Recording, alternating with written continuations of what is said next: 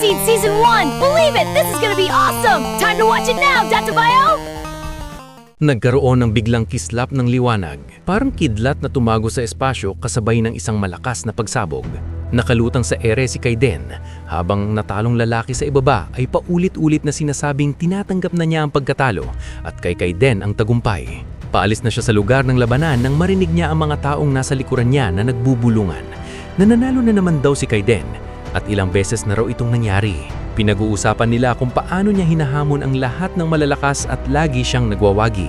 Tinitingnan siya ng mga tao at sinasabing kahit ang pinakasikat na malalaking personalidad ay hindi na tumatanggap ng hamon niya. Iniiwasan na raw siya sa lahat ng paraan dahil kahit ang pinakamalalakas na awakened ay hindi kayang tapatan ang lakas niya. Isang lalaking nakasuot ng business suit ang humarang kay Kaiden at inalok siyang sumali sa kanila. Iniabot nito ang kamay at nang ahong gagawin siyang kanang kamay nito upang sabay nilang sakupin ang mundo. Pagkatapos niton, may isa pang grupo ang lumapit at nag-alok din na makiisa sa pagsakop sa mundo. Sunod-sunod ang mga grupong gustong mapasama siya. Biglang nagmulat si Kaiden, parang mata ng pusa, habang bumabalik sa isip niya ang mga alaalang iyon at nabahala siya nang makarinig ng tanong tungkol sa kung ano ang ginagawa niya. Natagpuan ni Kaiden ang sarili na naglalaro ng teaser at kinakabahang lumingon kay Jiwo. Nagkaroon ng awkward na katahimikan at tanging ang halimaw na pusa lamang ang tila handang sumugod. Sa isang malaking talon, inabot ng halimaw ang teaser at kinagat ito. Hinila nito ang laruan palapit sa sarili at inagaw mula sa kamay ng bata.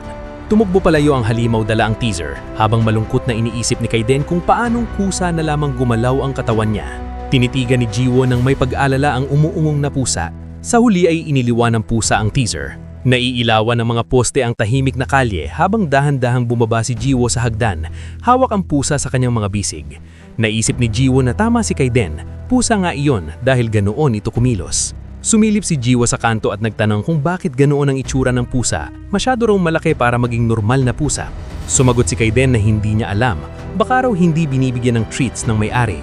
Muling nagtago si Jiwo sa kanto at sinabing hindi na niya nakikita ang pusa, baka raw tumigil na sa paghabol kaya ligtas na sila. Sumagot si Kaiden na baka ligtas nga ang bata pero hindi iyon tiyak para sa iba. Sinabi ni Kaiden na maaaring nakataka si Jiwo sa halimaw, pero paano raw kung may ibang taong makasalubong iyon? Habang nakahiga si Kaiden sa mga bisig ng bata, sinabi niyang kaunti lang ang tao sa kalsada dahil gabi na, pero tiyak na aatakihin ng halimaw ang sino mang makita nito. Maaaring maintindihan ng mga tao ang nangyayari at makatakbo pa uwi, pero delikado pa rin. Napahawak si Jiwo sa ulo niya, hindi alam ang gagawin dahil hindi niya iyon naisip. Nagulat si Kaiden at nagtanong kung ano ang ibig niyang sabihin. Dapat daw ay tumakas na lang sila tulad ng ginawa kanina. Excited na sinabi ni Jiwo na nakita naman ni Kaiden kung gaano kabilis tumakbo ang pusa kaya siguradong may masasaktan.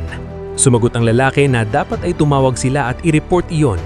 Napaisip si Jiwo, kinamot ang kanyang patok at nakangiting alanganin na sinabing wala siyang cellphone dahil naiwan ito sa bahay.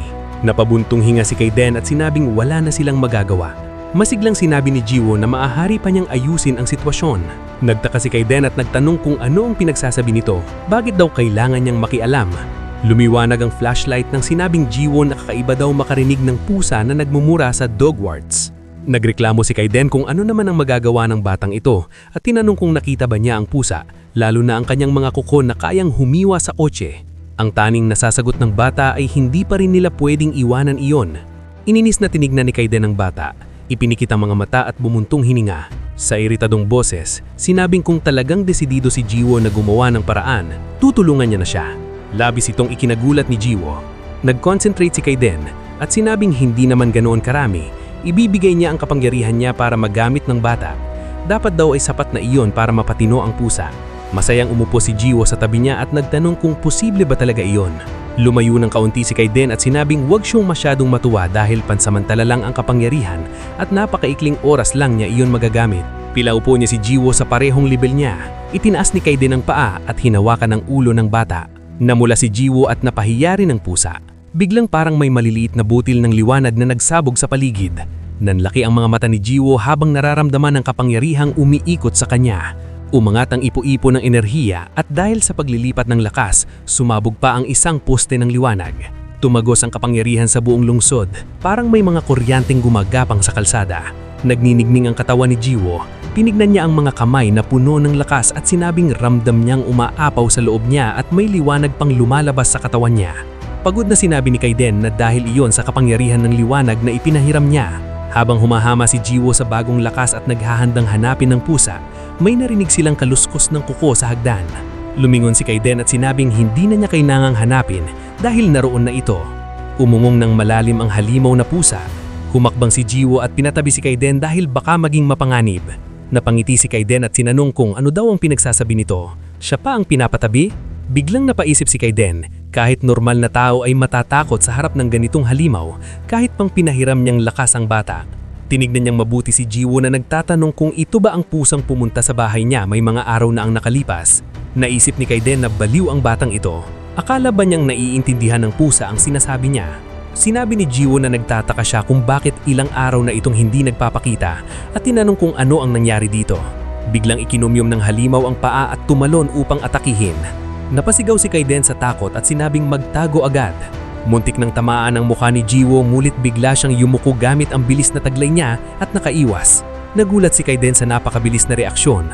Sunod-sunod ang atake ng halimaw ngulit matagumpay na nakakaiwas si Jiwo.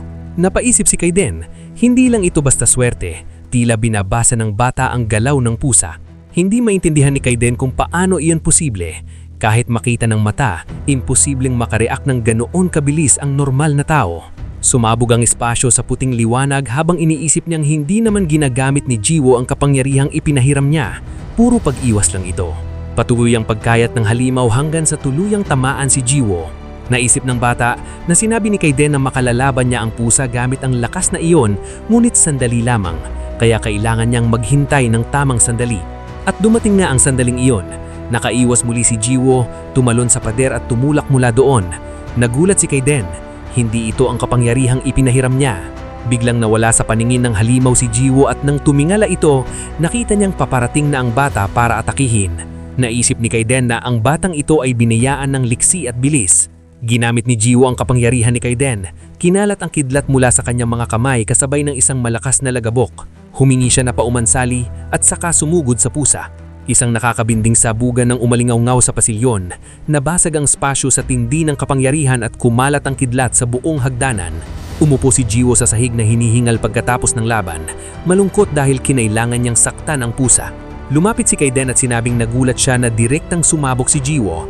Hindi niya akalaing may ganoon siyang kakayahan. Natatawang nagtanong si Jiwo kung patay na ba ang pusa. Tinigwan niya ang halimaw na ngayon ay walang malay. Tila lumiit ang katawan at unti-unting nagmukhang normal na pusa. Napabulasla si Jiwo na alam niyang iyon nga iyon.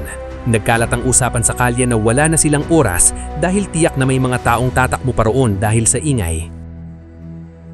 Thank you for watching, mga ka-enemies!